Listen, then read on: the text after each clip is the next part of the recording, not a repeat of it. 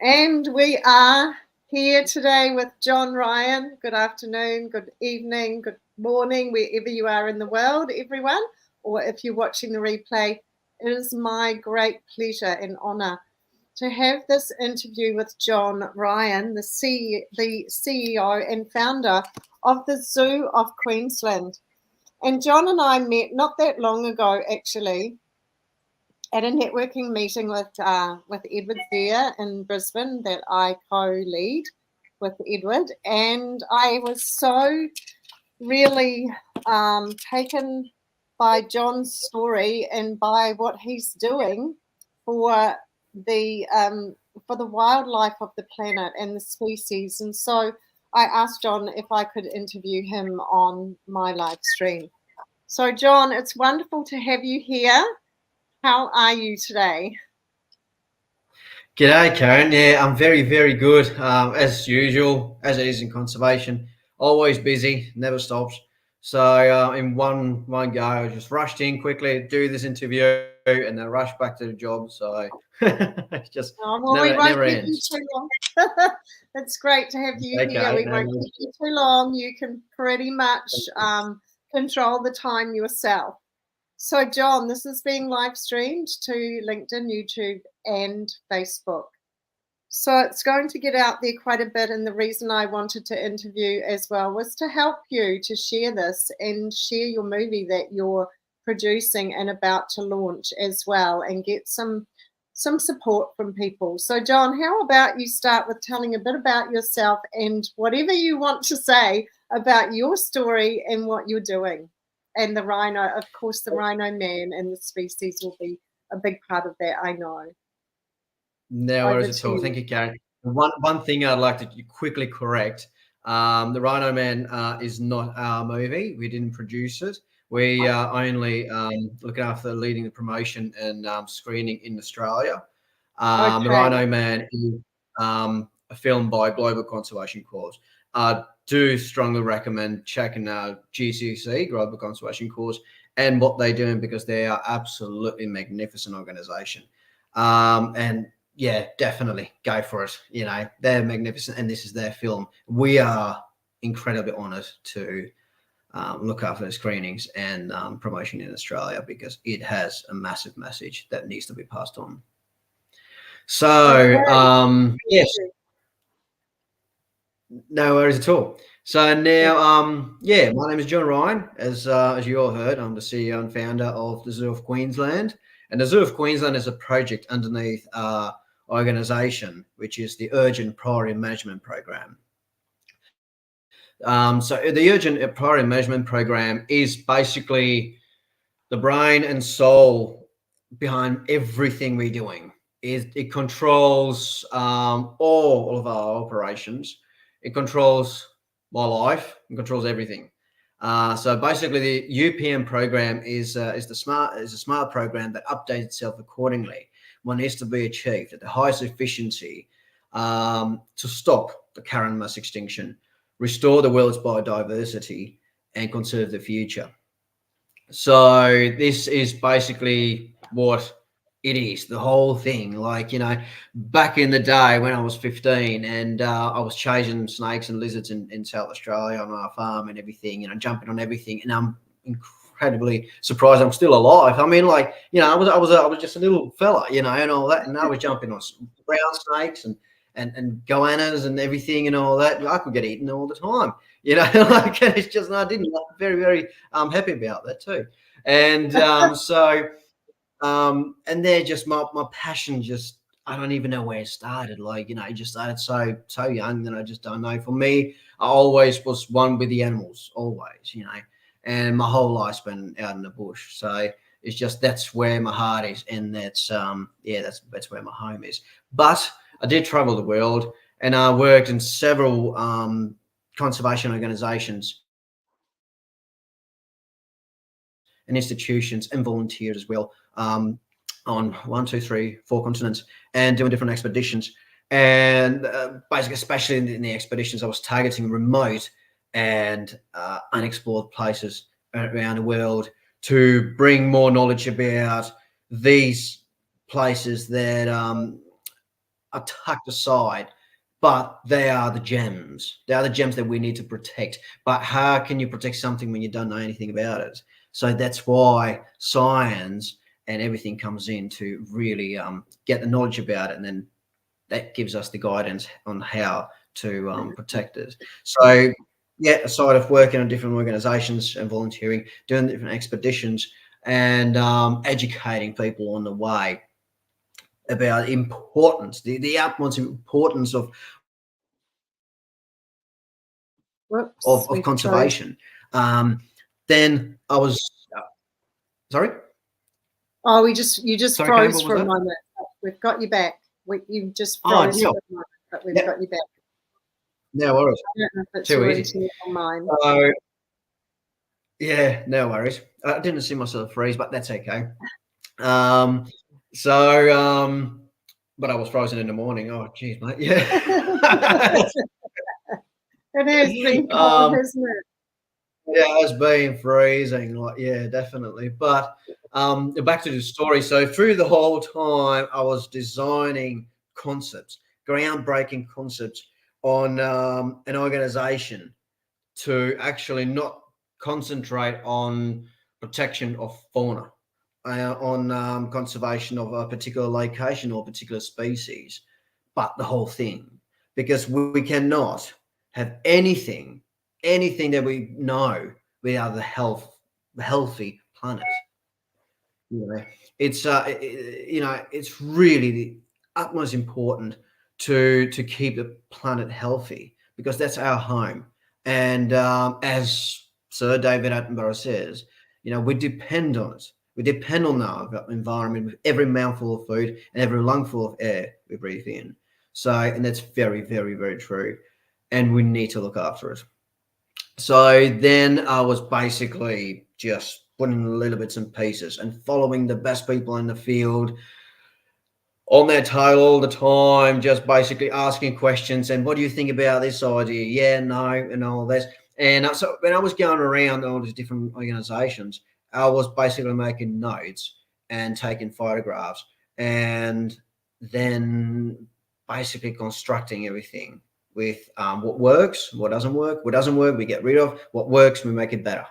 And then I just started this Frankenstein of conservation that became this organization, and it's becoming, because it's growing. It's new, although it's been 20 years when I started working on this, but again, now 2 years ago I started recruiting, and as you might imagine, saying, oh, there's going to be a new zoo in Brisbane, and we're looking for volunteers, in the early stages. I was flooded. I was completely up here with volunteers and all that, and basically just picking. I'm very strict who I have in my team, because the dedication and the understanding, the 100%, the comprehension of our mission, of what we are doing, is just so important. It's so important for us, because what we are doing, we're not doing it for ourselves. I'm certainly not doing it for myself, for my career. To be honest, building a zoo, really being in the city and talking to different people, not my cup of tea. Definitely not. I much rather catch crocodiles back in the bush, and just be in an environment that I know, and I love.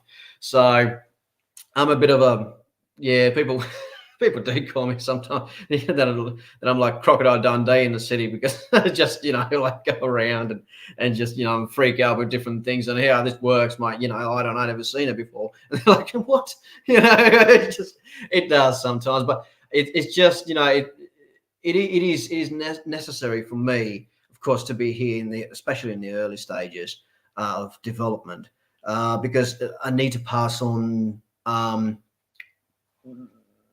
really what we are doing, because we are completely different. We are not driven by okay, this is how it's always been done, this is how it works, so we have to go that way, maybe just a bit of a curve to be slightly different and so on, and then fall back in the same line and keep going. I just basically not thinking outside of the box, I'm thinking like the book's never ever been there.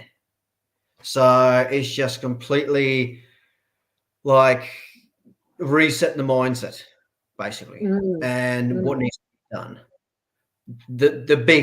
The massive why is there. You know, why are we dedicating all our time, lives, some of risking lives out there for conservation, for wildlife, and you know, all of our finance going in and so on. You know, like it's the big why people ask it often, and is basically because we are in the midst of a mass extinction. Mass extinction, I don't think people comprehend what So, really, how scary that is. so John, tell us about that. Tell us about we've been your good friend, the Rhino man, and what happened to him and the work that his group and his team, along with you, I presume, at times you've been there, you go there. Tell us about that and some of that detail. Yes, so Rhino Man is just incredible. One of those, I often say, one of the most important films of our century that really needs to be seen by not only enthusiasts about wildlife, animals, conservation, but everyone. This massive conflict, this massive issue, environmental issue that is linked directly to the mass extinction that will affect every single species on the planet, an entire environment, and us being on the top, of course, for one of the first ones. So and fall really hard. But illegal wildlife trade. Illegal wildlife trade is the fourth largest organized crime in the world, and is often done by the same people as guns, drugs, and human trafficking. And as you might imagine, there are zillions of dollars involved. And those people, of course, I mean, they do anything to get um, rhino horn, elephant tusk, or pangolin scales, and so on, so on, so on. It all comes down to trophies and, of course, Chinese traditional medicine. I mean, really, Chinese traditional medicine from African pangolins, from African rhinos, and African elephants. That's not really traditional, but isn't it? But So, so what? So, John, what's been happening with your friend? And just tell us a bit about his story, trying to save the yes, animals, and what the outcome was, and how long had he been doing it, and the team that he ran or he runs. Just tell us a bit about that. Get people to really yes, understand yes. what your people are doing and risking. Yes, yes. So, Rhino Man is basically a movie about anti-poaching war in Africa. That's directly tied to the illegal wildlife trade, and they are rangers. Rangers are the frontline troops in conservation, um, and they are risking their lives and the lives of their families to protect what is left. And one of those heroes, one of those absolute legends that will always be there. We always look up to Anton. Anyone who met him or acquainted with, or someone who never met him, we all heard about him. And he was the absolute legend. Um, and Anton, he as a child growing up in Africa, I actually quickly show his face. Yeah, it looks like on a poster. So that's Anton Zimba. And Right.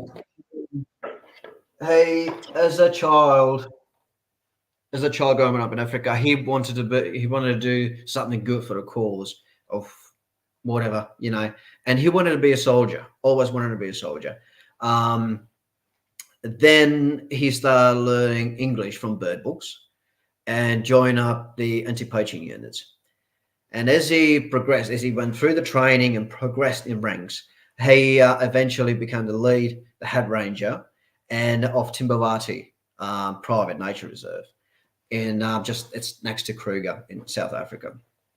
And he, as he fought in this silent war, as I call it, of course, it is extremely dangerous business. Illegal wildlife trade, people. They go after anyone who stands in their way, of course, because they stand in the way of those millions and millions of dollars. What they're trying to do is the systematic deletion of species, not only rhinos, but goes to everything, pangolins and so on, and tigers and Sumatran rhinos and Javan rhinos, which are only counted. Sumatrans are about like 38, 40 individuals. Javans are about 70 last time I looked, when I was here on Red List and the International Rhino Foundation. But um, uh, those rangers there, they stand in the front line and fight every day. So Anton, he had several hits put on him, and he had to shift his family around to hide him from the danger. 2 years ago, on the 26th of July, it caught up with him. That was during the filming, so I believe it was still filming. And the filming was running for 9 years. And 2 years ago, Anton got murdered, got brutally murdered in front of his family. His wife was shot in the stomach. She was in a critical condition, but she very luckily recovered. And his children survived also this very nasty attack. His son now is dedicated to keep going in his father's footsteps, and we miss Anton, and we shall always remember him. That's awful. That's horrific and so sad. And so I don't think a lot of people realize the war, as you've described it, the war between the poachers and the protectors of the wildlife. And of course, you're one of those, John. And so because of the work you're doing, your life also is at risk to a large extent, isn't it? When you're when you're out there on the front. Yes, that's right. So basically, I was in Africa myself, and went through a lots of stuff over there as well. And really, the main danger is the people in the field. But as you start going and really fighting against this illegal organized crime, illegal wildlife trade, you're in danger as well. And yeah, I guess you all become a target. Yeah, basically, because yeah, definitely.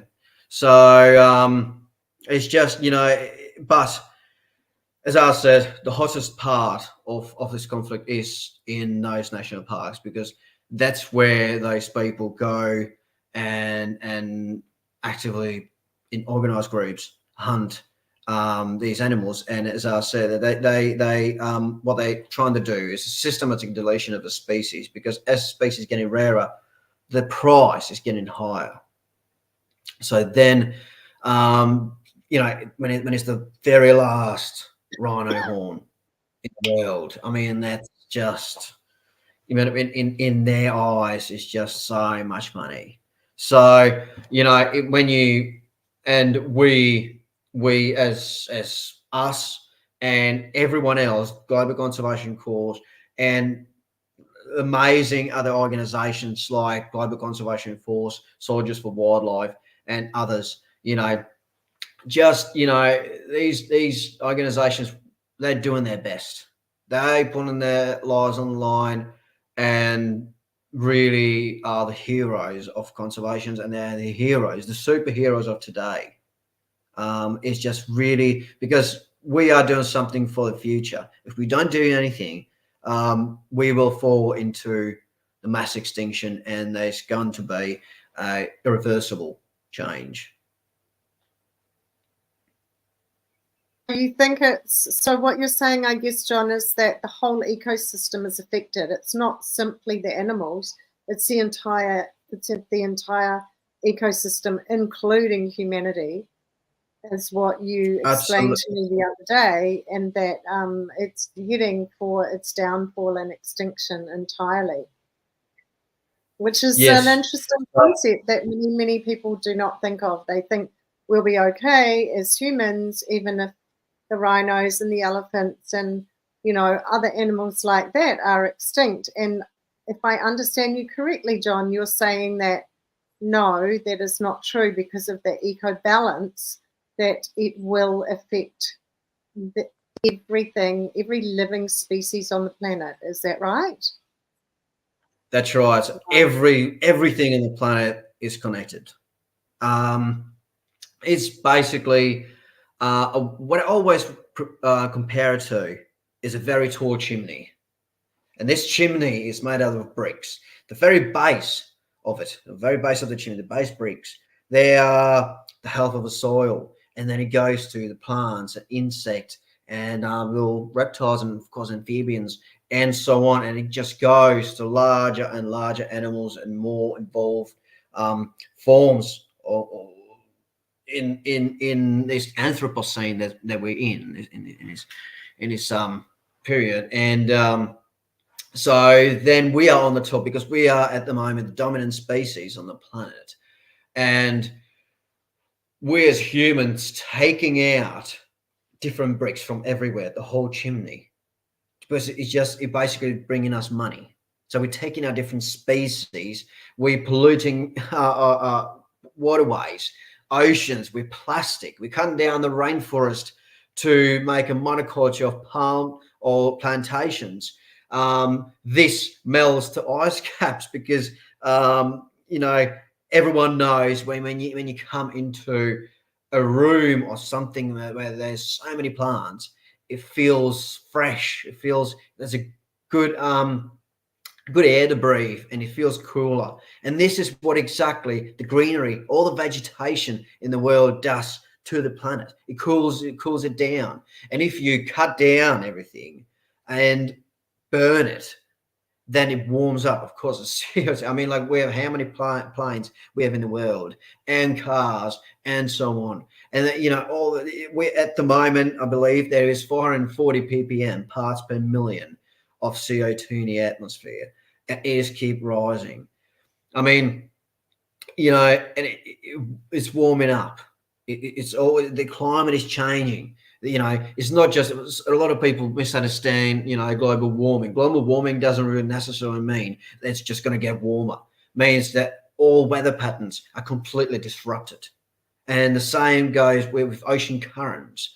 And then, you know, we, as the Zoo of Queensland, we do wildlife rescue and snake catching as well, and we work closely with the Twinnies. You know, if you heard of it, they are just the best in the world, as far as I'm concerned, for seabirds and for rehabilitation and rescue.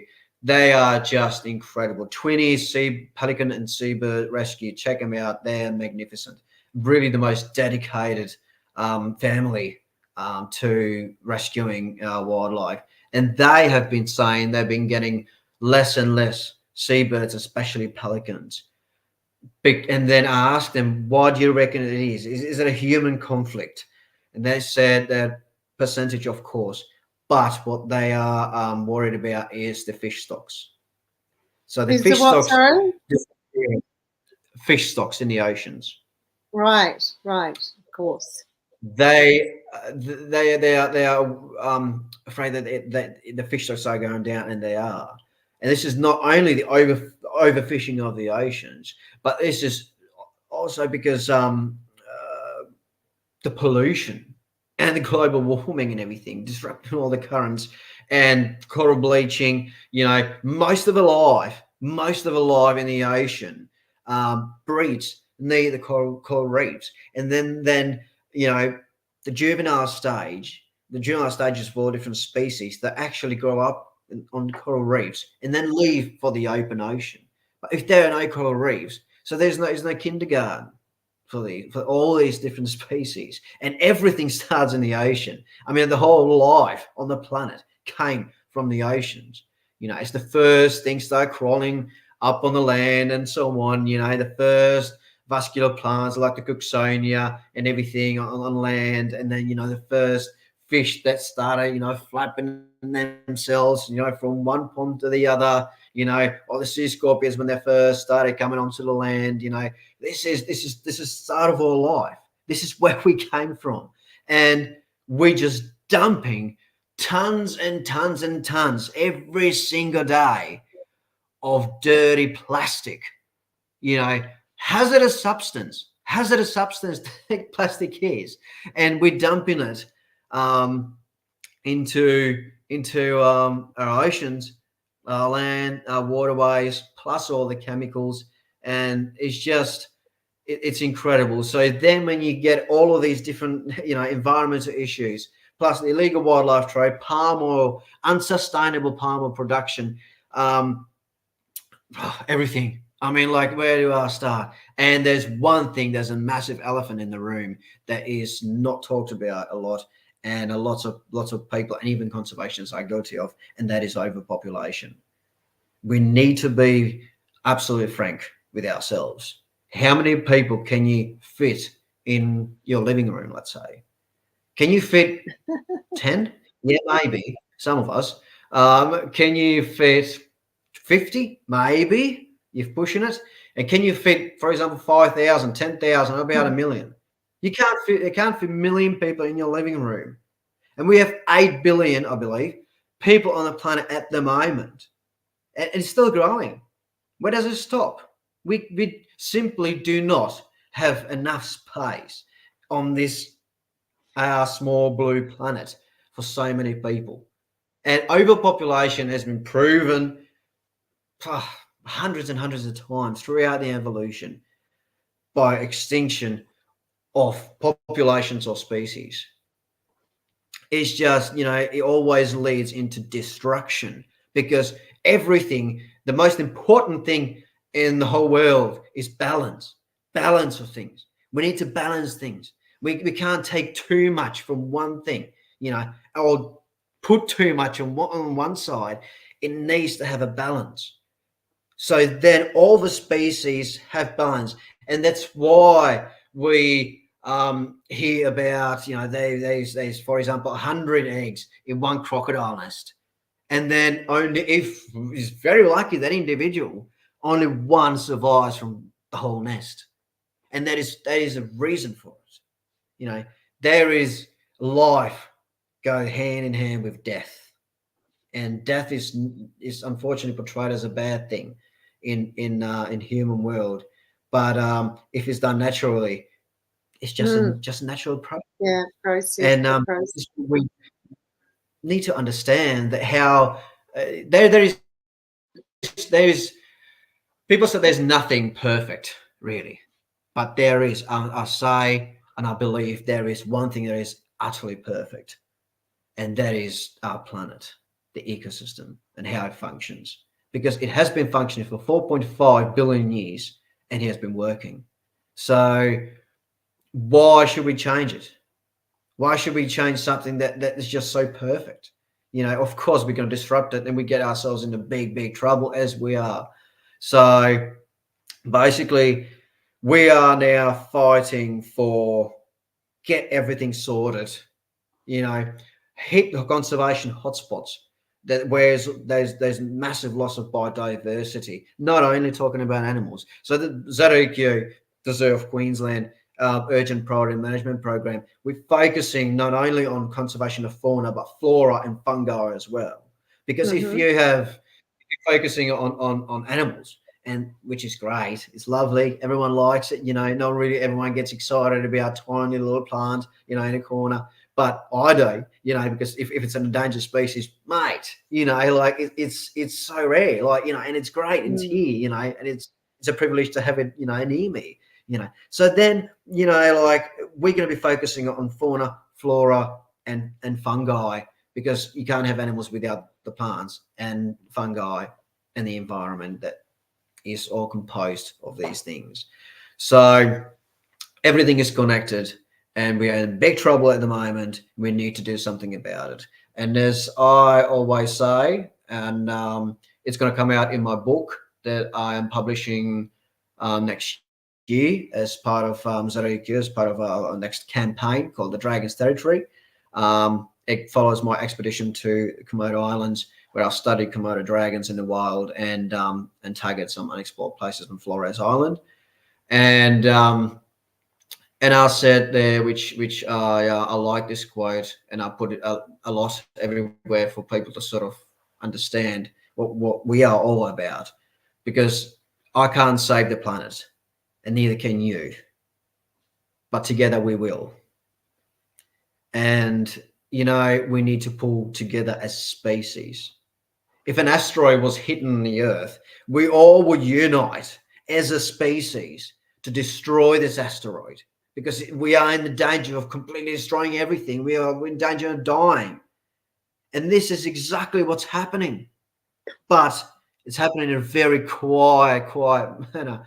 And unfortunately, the destruction brings us profit. We get profit from illegal logging. We get profit from rhino horns. We get profit from pangolin scales. We get profit for selling land for development, everything. So, this is very, very important. And another thing is very important is sustainability, because that's the whole balance. Yeah. That's the oil of the. So that's, John, what is the answer? Like, creating the zoo is going to be an educational thing for people, I'm guessing. That's going to be one small little ecosystem. But what's the answer for the entire planet, in your view? Yes. So basically, when in my early stages, when I was 15, 20, and I was really thinking, what is the best way to stop the current mass extinction and restore the world's biodiversity and conserve the future? How is this mission possible at the highest efficiency? What should I do? So then I was checking out different things, field conservation. Just ask myself one day, well, should I be a ranger? Should I be there in the field, actually actively fighting for our animals? So I went to Africa and then asked myself again, should I be actually a scientist to target all these different unexplored places, to really bring attention to the people that, like, we still have some last of the wilds that we need to protect, and maybe influence people to start doing the rest. I tried that, and I tried all these different things, and I came back to my passion in when I was a kid, and that was going to a zoo. So I grew up in South Australia, and I used to go to Adelaide Zoo a lot. And I can tell you honestly, zoos are say the Royal Zoological Society of South Australia, which is Adelaide Zoo and Monarto Safari Park. They are, for me, the best zoos in the world. Their achievements are incredible. What they've done with, for example, emu wren that was extinct in South Australia, or saving orangeberry parrot from extinction. All these different things, and how they're doing it, and how they're portraying these animals, and how they're doing their conservation project. It's just incredible. It's an incredible inspiration, and I am so privileged and so lucky that's where I grew up. So then one day I basically realized that the zoologic industry has a massive potential in conservation, and actually I realized the largest potential in conservation and achieving the mission. So, but I don't tend to stick to one project, unfortunately, sometimes, and for some too, because I get a lot of people involved, and there's a lot of work, and we don't sleep, and we just keep working, but it needs to be done. So, the Zoo of Queensland is basically a zoo of a new generation. It's a completely new concept. I've been focusing on conceptual development in every single detail, And as I said previously, I thought like the book's never ever been there.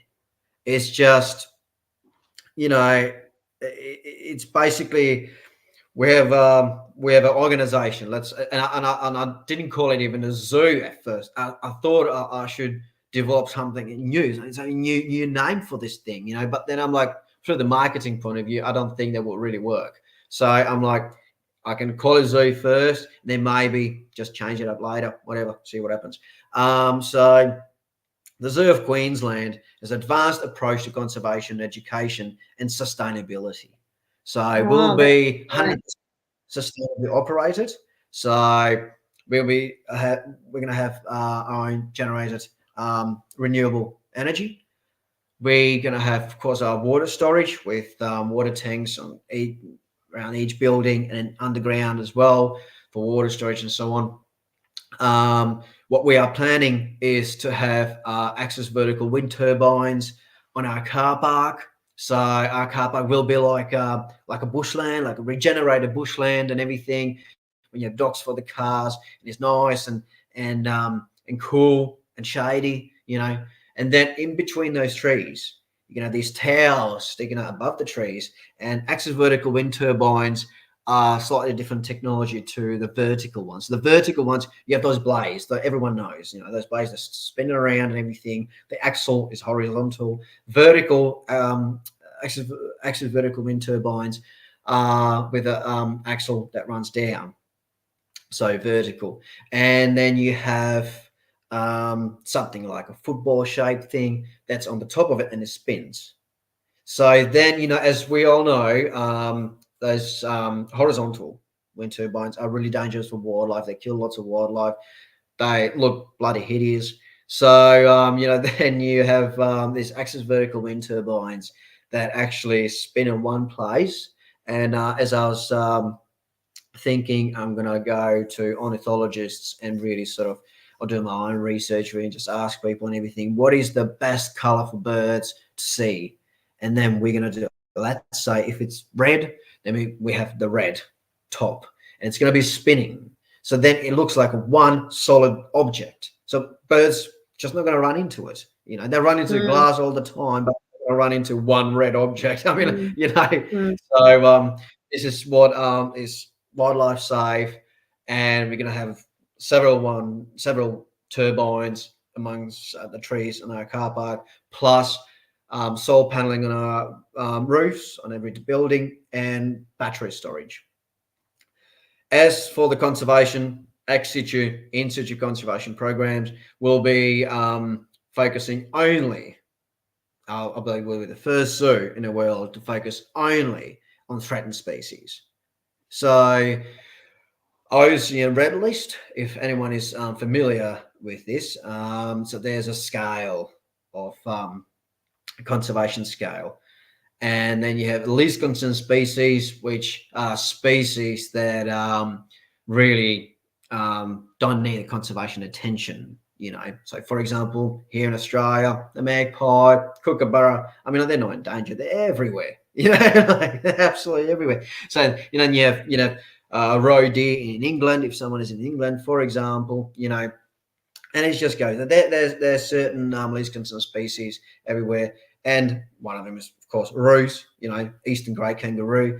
We don't worry about that in our zoo. We don't have a place for eastern greys, especially breeding them or anything like that. So we will be focusing only on threatened species, breeding programs, and focusing on those particular species in situ conservation programs. So then focusing on their natural environment, protection, and restoration. So then we have somewhere to put them where they're safe, because you can be breeding all of these threatened species and you come up to the location, it looks good, and just let them out, and that's not going to work. There is so much work involved. So then the generations and generations, when you're breeding these threatened species, there's one arch of this in the zoo, the ex situ conservation program, and then you have the in situ, which is in the wild, where scientists working and just basically just reviewing everything. So that's what I'll be really mostly doing, because I'm really not a computer person and paper person. I never stand up behind an office desk. I'm always out there. So once everything is sorted and I have people on the right places, they can look after everything and I can trust them 100%, then I'll pack my bag and I'm off back to the bush for field research, because that's what I'm good at. So then this is how we're going to be doing it all. Yes.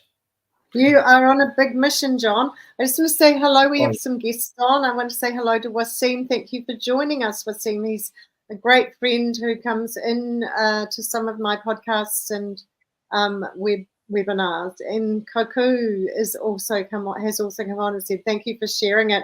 So what I would ask you people who have come into the room is to share it out, because John, the next question is, how can people help you? What we will do is we'll go on to LinkedIn and maybe Facebook, and we will put in some links afterwards. We'll put in some links where people may want to reach out to you. They may want to, as you say, be a volunteer, or they may be able to donate or do something, go to the movie. Excuse me, I've been muting myself all the way through so that I can cough. And so what is it that people can do who choose to help you on this massive, wonderful mission that you're on, John? That's a very, very good question. I reckon the most important one, isn't it? Because as I said earlier, I can't say the world, you can't either, but together we will, And what we are doing is not just our industry or something. This is everyone's business. Everyone. Most of the people that kids, and those kids will be suffering in this mass extinction when everything is going down, and that's going to be pretty soon. So we have seconds before it is irreversible. So we need to act now, and pulling together is very important. I'm of course not asking every single person on the planet right now, let's work for ZOQ and let's go out, protect our wildlife and everything, risk the life and catch crocodiles and stuff, but everyone, tiny little thing, like even follow the pages, share, talk about it, educate yourself, make sure that you're following the right people. There's lots of miseducation, but you know who is buying to who and everything like that. So for example, of course, the best person to listen to about all this is the Sir David Attenborough, of course, and Dr. Jane Goodall and all these giants that just have, they're just incredible. So if you, like to help in any way, you can go to, you can follow what you're interested in. That's where you can start. So, for example, you can go to the Zoo of Queensland, our Facebook, Instagram, website, whatever. You can follow us. You can like us, interact with us. Give us a ring, say good day. No worries at all. Always happy, and all that, and talk about anything. And what is really important now is wherever you are in the world, attend Rhino Man.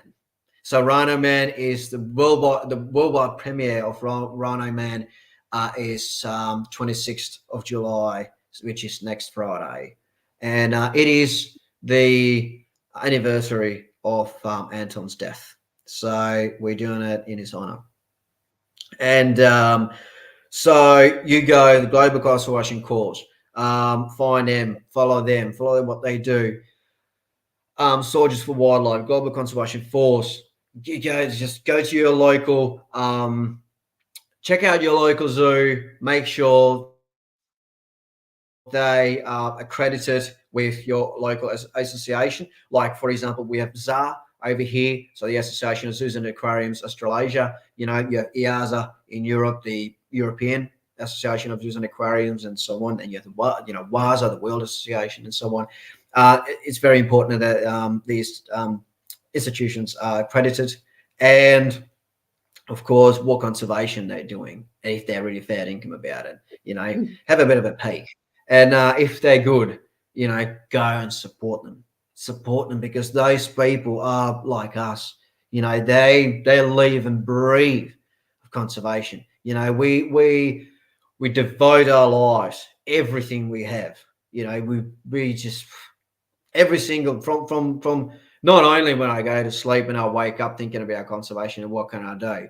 Well, I dream about it. That's why I can't sleep. Yeah, I see your eyes sometimes, you know, but it's just, you know, it's all part of it, you know, and really, it is important to basically just get in there, you know, like it with Rhino, man. Is there are screenings all around the world, in America, I believe in Africa, of course here in Australia. If you're here in Australia, you're lucky to be in Brisbane, mate. Come to Kedron Wagel RSL Chermside, 26th of July. The door opens at 6 o'clock, and we will be there, and it's going to be magnificent. You know, it's going to be just absolutely magnificent evening. But this doesn't end on the 26th. We're going to have chains of screenings all around Australia. So next one is in Caloundra on the 17th then of August, sorry. And then we keep going up, for example, we go to the Cairns, we go down to Sydney and so on, and really blast it all over the place, because it is incredible. It's just really, really, really important for people to see what's really happening over there, because, you know, I call it silent war, and it is really silent war because no one knows about it. And it is hot. It is hot over there. It is really, really hot over there. And we need everyone's support. Like, as I said, donation, like, share, whatever, you know, even just, you know, your business can support whatever you do. Like, we have amazing partners, absolutely fantastic, aligned with our visions, real legends, you know, like Sustainable Printing Co. in Melbourne. They are magnificent. They're fantastic. They're the most sustainably run company for printing in Australia, I believe. We have AV Design, and that's Vanama.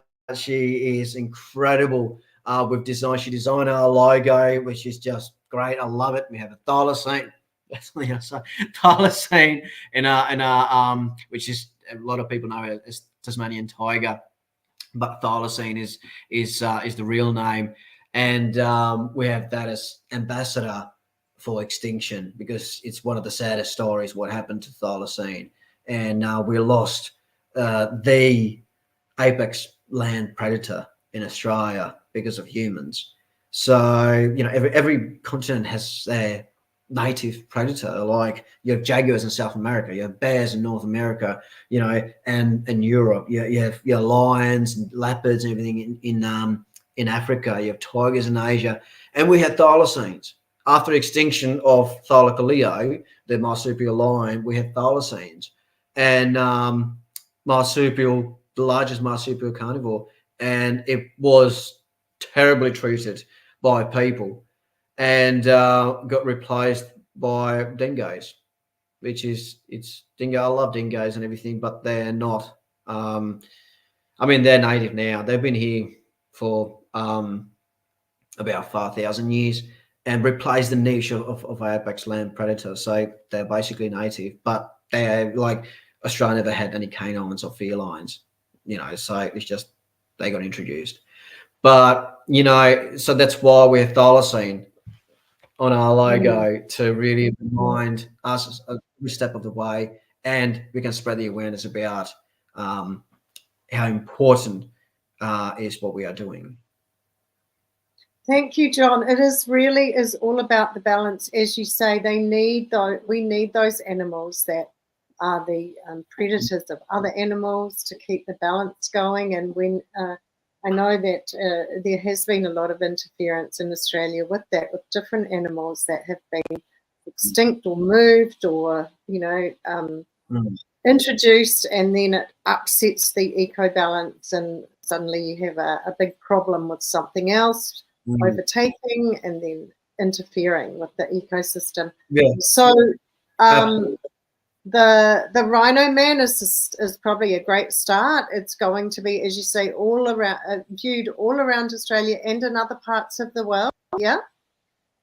Yes, absolutely. So go to www.rhinomanthemovie.org. Okay.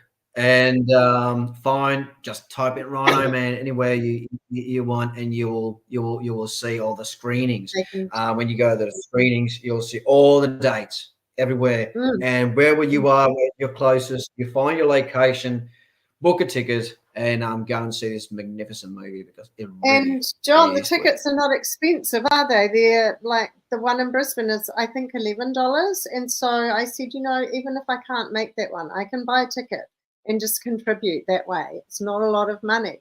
So I'm looking for, I can't make absolutely. What? Sorry? No, that's right. Absolutely. Yeah, thank you. Because we made it really affordable for everyone, because what we are about, the main point of Rhino Man is raising awareness. This is still a not-for-profit event where no one's profiting from it, because all the money that from the tickets will go towards another screening, further raising an awareness.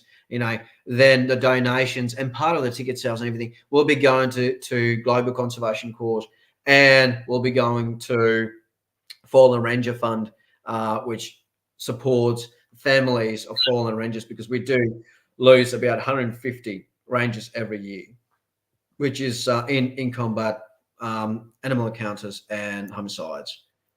And that's it's losing 150 so dedicated and loyal people that put in their lives on the line for our wildlife is the least you can do. $10. That's what is we put as a price, plus booking fee, which is $11.75 or something. So and we're gonna have at the launch one, we're gonna have 2 bars open and a free finger food available as well. So every screening is going to have a bit of a mingle first, grab a drink, talk to us, talk to different people, and all that. We're gonna have a nice large media wall. We're gonna take pictures in front of it, post it out, tag everyone in there, just spread the word around, because that's what we really need, and it's all about the awareness. And so then, after that is the introduction. We watch the trailer. I'll say a bit of a first introduction, welcome, for a few words of welcome, and then we watch Rhino Man, and the screening of Rhino Man, and after that is Q&A. So it's going to be like a full event, interactive event for everyone to really not only just see the movie and go home with hundreds of questions in your mind and oh geez, I need to find it. We are there to answer them, and of course, put you in the right direction if you want to get involved further. And one thing is very good that I just would quickly like to add, because the most important part of the ecosystem are the little things, are the tiny little insect and the plants, and the health of our soil, the bacteria, health of bacteria in the soil, and so on, and everything. That's the most important. That's the base of the chimney that we need to really keep healthy and keep together and keep in balance.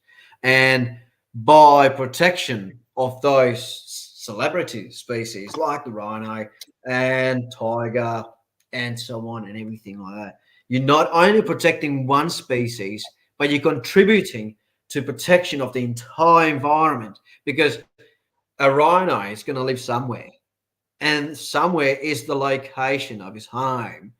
That is home of the ecosystem with all other animals and being part of it. So it's not, don't panic. Just don't panic. When you hear, oh my God, there's so many endangered species, what should I do? Should I protect this one first, protect that one next, or whatever? It's just too much. It's all too far gone. There's system and how we can achieve this. And if you support a celebrity species, we can actually conserve the entire location. So it's not as doom and gloom as it is. So that's a very important thing to add outside. All right. Thank you so much, John. I'm going to wind it up now. We have some people asking.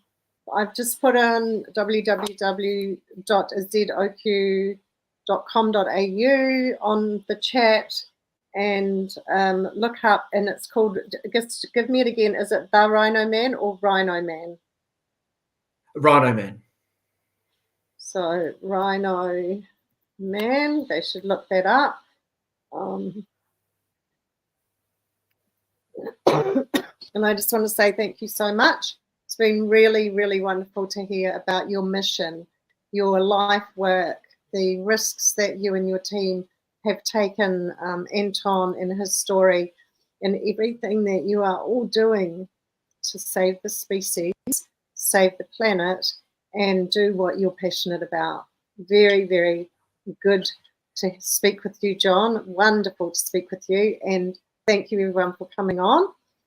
Please support John and the Zoo of Queensland and go and see the movie and learn a bit more about what's going on in this planet. Thank you, Karen. I cannot thank you enough, really. It's just, we're so appreciative for this. You know, every single little help just counts. You know, it all adds up. And it doesn't matter, support your conservationist, because as you said, it doesn't matter if you have a conservationist that's a zookeeper in the zoo, a conservationist that's a ranger out there, you know, fighting for the wildlife. We all working towards the same goal, and we need to unite together as a species to achieve the conservation of the future, really. So I cannot thank you enough. You're most welcome. And I really think it's a great perspective for people to take on board and realize that it isn't just about them and us and the animals and us and everything else. It is one ecosystem that we all live in, and we all depend on one another. So wonderful, wonderful to get your perspective on that, to hear your work and hear your mission. And on that note, thank you for coming, those people who have joined us and those people who watch the replay. It will be, as I said, live streamed on, it is live streamed on LinkedIn, Facebook, and YouTube. And so I'm sure that many people will learn a little bit more about our planet by listening to this interview. So, John, on that note, we're going to end the live stream, and I'll see you in a minute at the back of the studio. Thanks, everyone, again. Thank you very much. John. Bye. Have a good day. Have a good night, Bye. everyone. Bye.